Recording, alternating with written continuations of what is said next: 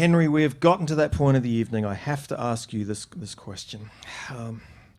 To me, the fact that Donald Trump is the Republican nominee and could yet still be your president, to me, it's a kind of logical endpoint of the fact that America elected a B-grade actor in 1980, and this is a sort of end phase. I think it's because of that. Yeah, very well. Look, you know, we went through 8 years of Reagan, 12 years of somebody called Bush. Yeah.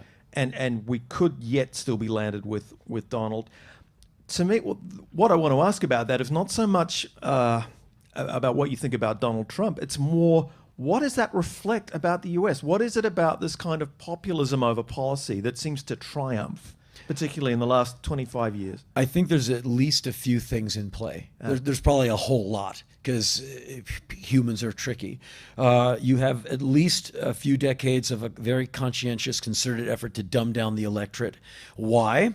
Because there's certain people who make a lot of money when America goes to war, and when America fills prisons.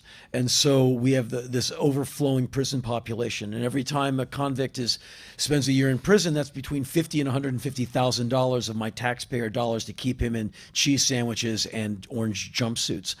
Also, with all these companies that make weapons and weapons delivery systems, you need people to fill those battlefields. And so our export item, our version of democracy, usually comes with drone strikes. It seems to these days, and foreign policy that comes back to bite us later, like ISIS, the Taliban, etc. And you need dumb people to go, hell yeah, the Saudis got us, we're going into Iraq. We're like, how are you making that work? And all you get told is, shut up, communist. You're like, sure, man, you got it. And so you have a very wide demographic of Americans who are very coarse. They don't travel. They don't have passport. Why do I need a passport? Gee, like travel wouldn't help you. They think all these countries are full of people who just scratch in the dirt, and they couldn't be more wrong. And they don't think these people don't love their children like they love their own children. And so that's one thing that's at work. Also, in the last several years, at least since the Bush II to now, you have a Congress that's not reflective of the people who put them in office. So you have a non-transparent. Well, I think a lot of democracies suffer from a lack of transparency. What's in the paperwork is total transparency. I vote for you. You do what that you said you were going to do, that got me into you in the first place. We are your boss. Right. Well, no one remembers that. Right. And so especially the politicians. And in America, you don't have so much a democracy. You have a corporatized democracy where left and right both serve bigger corporate concerns. Just like you have a news media that goes for ratings over information. And that's why you're not getting reported to on global climate change and these things like it with full velocity. So a guy like Donald Trump is almost smacks of a guy with candor, because he comes in like, hey, this guy's a jerk. Let's find his senator. You want his phone number? He just like shows you Lindsey Graham's phone number. That's kind of funny. But everyone goes like, wow, what an upstart. He's like punk rock. He's the bull in the china closet. He's a failed reality show guy with a bunch of really awful hotels with no taste, and in foreign policy he would be an unmitigated disaster. But you have a lot of really angry Americans who hate a black president, hate the idea of a female president, because the only thing, America rocks with racism, we're fantastic racists, but the only thing that exceeds and eclipses our racism is our misogyny. Like we kick ass at misogyny. And so a black guy who's smarter than everyone's entire bloodline just did 8 years of a presidency. They hated that. And now there's the threat of a woman who America hates that woman. Hillary Clinton's been hated for decades. At least she knows it, and she won't waste time if she gets into office thinking Republicans will ever be her friend, like Obama did for the first 2 years of his administration. Interesting. He reached across the aisle and got his hand bitten off. So what you have is a country that both sides angry at Congress, both sides not getting bang for their buck. Trump he works on that anger and he really milks it. And he, a lot of veiled, all that weird stuff he says about the Second Amendment and veiled threats. Do you think there's a complacency in the US? And seems to be a school of thought that he doesn't have a chance. He won't get in. He has a huge chance. I think a lot of he does people too. will sit home.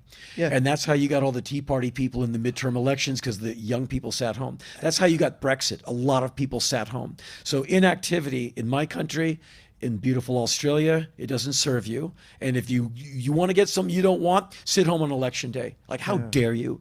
And I vote. Sometimes I have to vote from the road. I have to mail it in because I'm on tour. Yeah. But I do it. And I've been doing it for years. I love dropping that thing in and getting my I voted sticker. I put them on my computer monitor. I have rows of them. It's just a fun day to, you're like, damn, I did that. It's a great feeling, like you won something. I relate to what you're saying, because it's ridiculous here. We have compulsory voting and people resent it. It's like, I've ordered the fine. Yeah. In America, we're used to being told, you can be functionally illiterate, still get a credit card. Like, they'll put them into your dead mouth.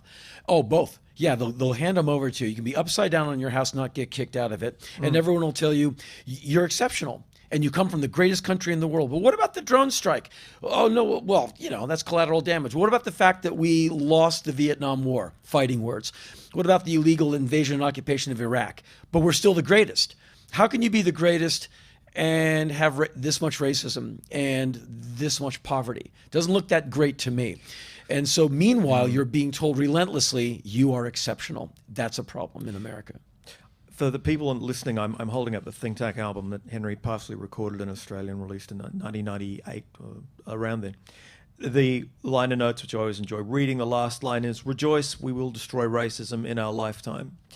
And at the time this came out, I was in my late 20s, I read that and I thought, he's probably right. These things take time.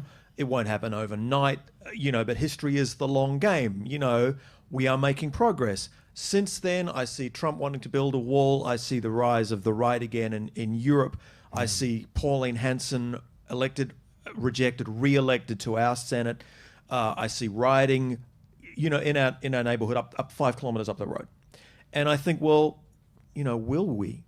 What causes racism in your estimation? What is at the core of it? One of the things is, of course, a lack of education, ignorance, poverty, and the ability of one group of people to blame another group of people for their problems. And Donald Trump is very good. That's what Make America Great Again, his slogan. Make America Great would be a great slogan. Let's make America great. I can pitch in, you can pitch in, we can all get together. Let's make America great again implies that someone took it. Someone took the greatness. Who was it? Brown-skinned people, black people, Asian people, illegal people, mouthy women, and gays. They took the greatness, and Donald Trump's going to bring it back. So we got to build the wall, etc. Racism came into my country from people torn from their homelands, like in Angola and wherever, dragged to America and put into slavery. And that set up a class system that America's never recovered from. Our racism is alive and well. And I wrote those liner notes in that record that you kindly read a moment ago. Will we overcome racism in my lifetime? I don't think so.